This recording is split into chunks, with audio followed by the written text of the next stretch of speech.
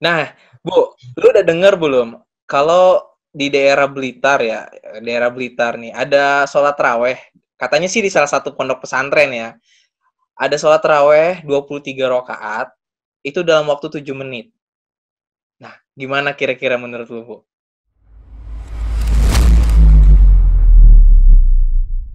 Assalamualaikum warahmatullahi wabarakatuh.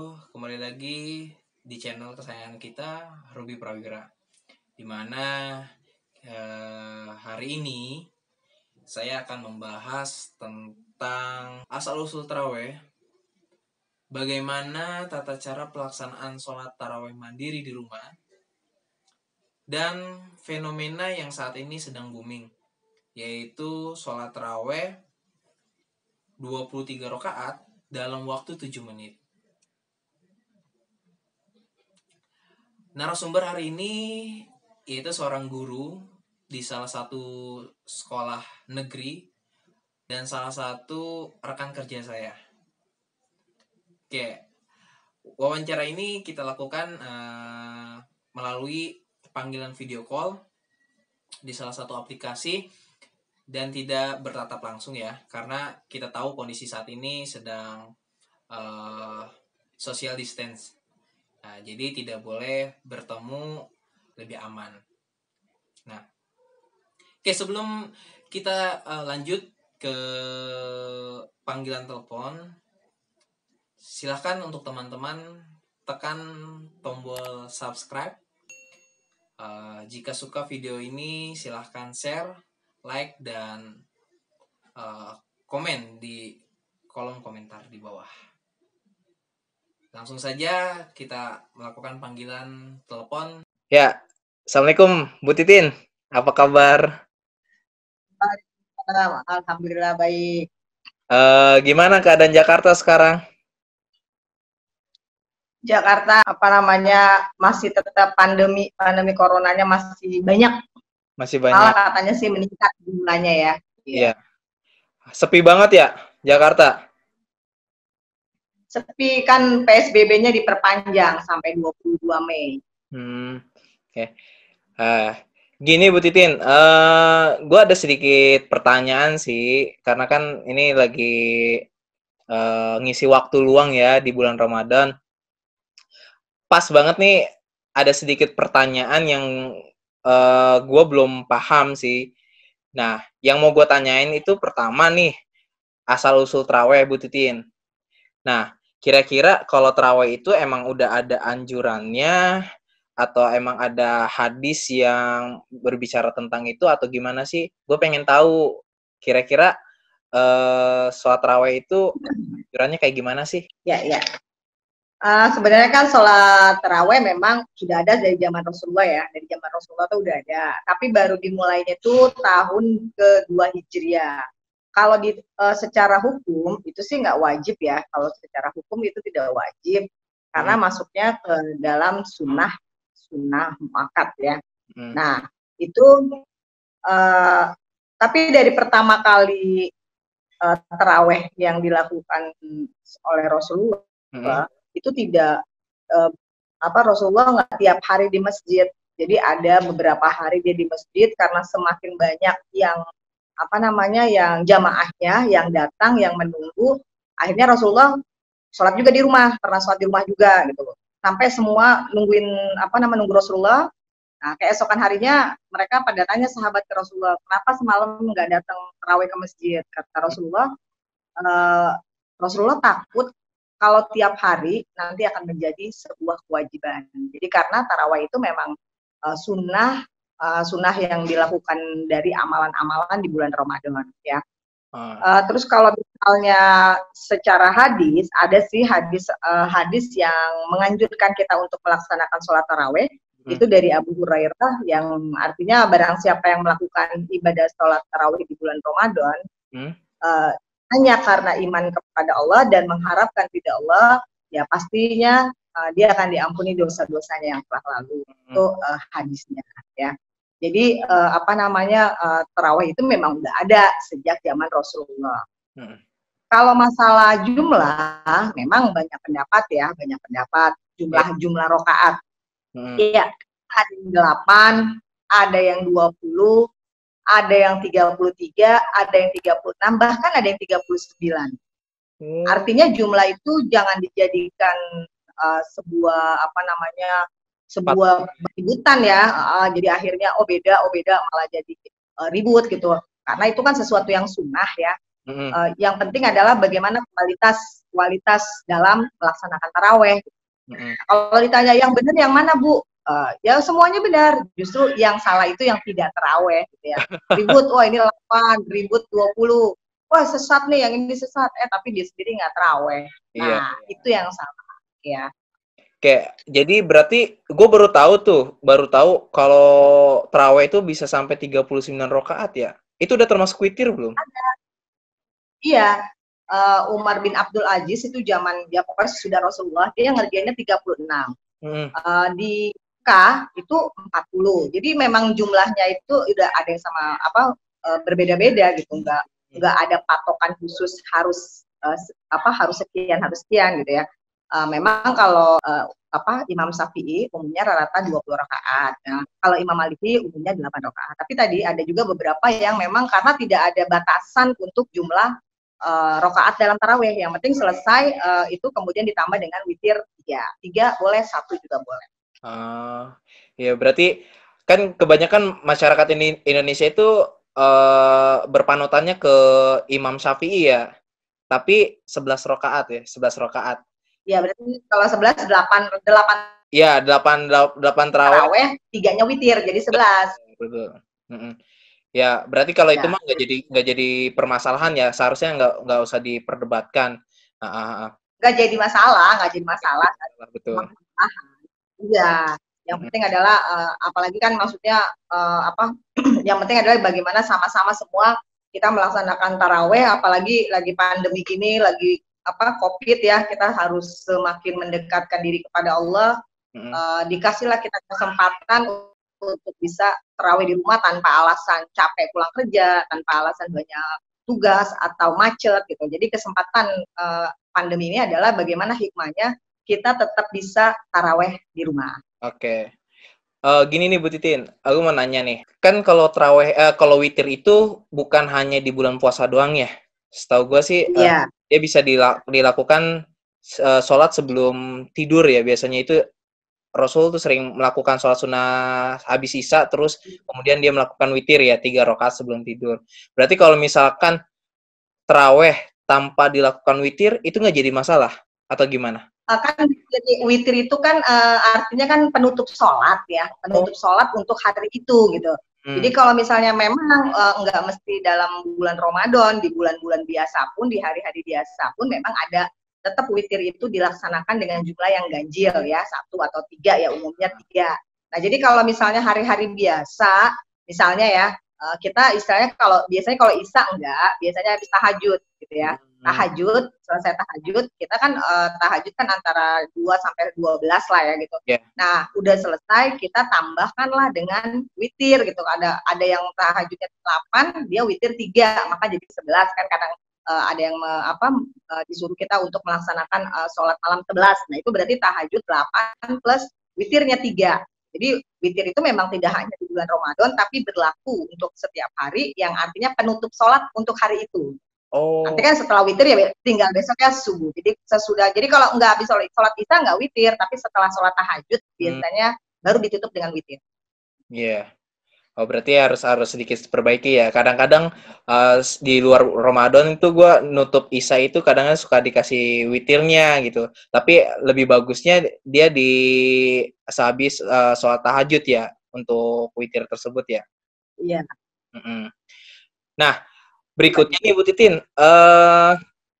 kalau misalkan kita mau melaksanakan taraweh di rumah, nah gimana tata cara yang baiknya gitu?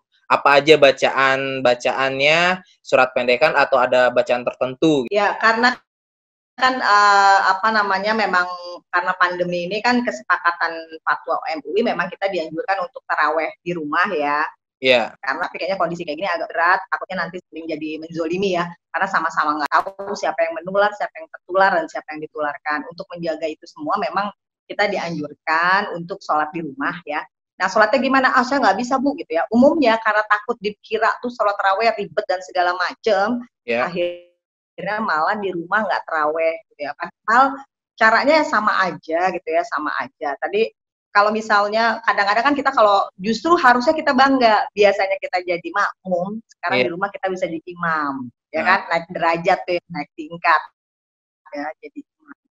Terus umumnya imam itu baca dari dari At-Takasur ya. At-Takasur mundur ke belakang gitu ya, di taraweh pertama, rakaat pertama itu At-Takasur. Kalau yang misalnya dia sama 20, rakaat keduanya misalnya Al-Ikhlas gitu ya. Tapi kalau yang 8, rakaat pertama At-Takasur, rakaat kedua langsung Al-Asr gitu ya.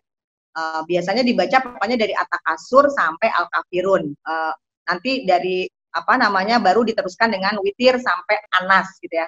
Itu bukan sebuah kewajiban atau bukan rukun, jadi yang harus seperti itu, enggak, itu juga tidak ada aturan yang memang harus baca dari At-Takasur. Ya kalau zaman Rasulullah malah terawihnya itu 1 juz gitu ya bacaannya. Artinya kan nggak menjadi sebuah keharusan. Bu, saya hafal suratnya cuma full doang gitu ya. Pokoknya qul huwallahu, qul ya ayyuha, qul a'udzu birabbil nas, qul a'udzu birabbil falaq gitu ya. Terus saya boleh nggak Bu terawih? Boleh, karena memang nggak ada apa namanya, tidak ada sebuah keharusan setelah surat Al-Fatihah terus harus surat pilih. Jadi caranya walaupun di rumah itu sebenarnya hampir sama kok sama sholat fardu ya, sama aja gitu kan. Setelah Al-Fatihah kita baca surat. Nah, surat itu bebas kok, nggak ada ketentuan. Yang seperti saya bilang ya, harus dari At-Takasur sampai selesai di Al-Kafirun, enggak.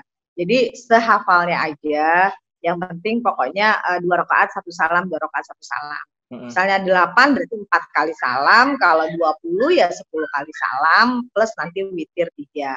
Jadi nggak usah takut, nggak usah jadi beban ya. Yang penting adalah bagaimana kita melaksanakan sholat tarawih di rumah, bisa berjamaah, bisa atau mungkin sendiri. Yang penting adalah tata caranya sama semuanya, kok nggak ada bedanya. Surat-suratnya sehafalnya aja. Jadi justru kesempatan kita ada di rumah sekarang inilah kita meningkatkan kualitas pengetahuan agama kita dengan kita menambah hafalan-hafalan surat yang kemarin nggak sempat kita hafalin gitu ya. Istilahnya malulah dari umur dari 14 tahun baca sholat full 3 full nggak tinggal ya, kul a'udzu birabbil nas, kul a'udzu birabbil falaq, kul huwallah, masa sampai sekarang udah 17, udah 20, udah 30 masih itu aja ya nggak? Jadi kan ya kan kemampuan kita juga harus ditambah, jadi kualitas sholatnya juga harus bertambah. Oke. Ya, oke. Udah ada sedikit gambaran berarti ya. Jadi kita nggak usah beralasan lagi. Saya kan biasanya jadi makmum nih. Ya. Saya biasanya tinggal ngikutin amin gitu doang kan. Ya, jadi berarti sekarang udah harus berani yang namanya untuk menjadi imam untuk diri sendiri gitu. Apalagi kita ambil positifnya ya dari keadaan pandemi ini menjadikan kita harus lebih dekat lagi kepada Allah Taala. Betul ya Bu Titin ya? Iya, betul. Nah, Bu, lu udah dengar belum? Kalau di daerah Blitar ya, daerah Blitar nih, ada sholat raweh. Katanya sih di salah satu pondok pesantren ya. Ada sholat raweh 23 rakaat, itu dalam waktu 7 menit. Nah, gimana kira-kira menurut lu, Bu? Kita nggak tahu latar belakangnya apa sampai mereka sholat seperti itu gitu ya. Jadi nanti jangan sampai kita menjudge orang lain yang sementara kita juga nggak tahu background yang sebenarnya, keadaan yang sebenarnya gitu ya. Jadi kalau secara husnuzon aja mungkin dia berusaha untuk mencari khusyuk, kalau dia agak lama dia takut terganggu sholatnya gitu ya. Jadi dipercepat mungkin ya nggak, istilahnya kan secara husnuzonnya seperti itu. Terus kalau misalnya pastikan secara rukun dari takbir sampai salam itu kayaknya lengkap, mereka nggak mungkin ada yang ditinggal ya. Dan ini mungkin terus kalau misalnya kayak bacaannya cepat kayak gitu kan orang memang secara secara agak terburu-buru gitu ya, terlihatnya seperti agak terburu-buru sholatnya. Cuman tadi saya bilang, cuman kita nggak tahu gitu, itu kan cuman beritanya aja. Jadi memang karena belum tahu pastinya, nanti daripada kita salah menjas orang lain ya nggak, istilahnya kan, ya kita laksanakan yang seperti kita sholat aja lah. Gitu. Itu aja sih Pak Ruby. Ya. Oh, oke. Iya Bu, jadi berarti ya kita tidak bisa memberikan opini yang lebih jauh ya tentang Iya. melakukan sholat seperti itu, karena ya mungkin ada tujuan tertentu dari pelaksanaan Ya. tersebut itu. Karena gini ya Bu Kan ya. kadang-kadang juga istilahnya kan kita nggak tahu ya, namanya berita kan, nanti kadang mungkin judulnya di ini ya kita nggak tahu juga kan, makanya karena kita nggak ada di sana, daripada kita salah menjudge orang lain ya ada baiknya kan kita harus pelajari dulu beneran nggak kayak gitu atau cuma berita gitu ya aja sih. Oke ya, thank you banget Bu Titin sharingnya ya. Semoga puasanya lancar Ya sama-sama. ya, puasanya lancar dan semoga keluarga di rumah juga diberikan kesehatan di tengah situasi pandemik seperti ini. Sama-sama semuanya ya. Oke, cukup gitu aja Bu Titin. Salam buat keluarga ya. Ya, oke, assalamualaikum. Waalaikumsalam warahmatullahi wabarakatuh. Oke, jadi itu teman-teman bahasan tentang sholat raweh ya. Jadi kesimpulannya kan kita udah tahu nih asal-usul sholat raweh itu dari mana. Ternyata sholat raweh itu emang sudah ada sejak zaman Nabi. Tetapi Nabi tidak melakukan keharusan dalam melaksanakan sholat raweh. Sholat raweh ya bisa dikatakan sunnah muakkad, tetapi lebih afdol kita lakukan di bulan Ramadan ini, karena itu ya hitung-hitung menambah pahala juga bagi kita. Nah, kalau misalkan kita mau diskusikan, silahkan teman-teman tulis di kolom komentar apa yang kalian ketahui tentang taraweh. Mari kita diskusikan di kolom komentar. Oke, jika kalian suka dengan video ini, silahkan kalian klik tombol like. Jika kalian ingin bermanfaat kepada teman-teman kalian, silahkan share video ini melalui link yang ada di video. Kemudian jangan lupa klik tombol subscribe. Sampai jumpa lagi di channel Ruby Prawira. Assalamualaikum warahmatullahi wabarakatuh.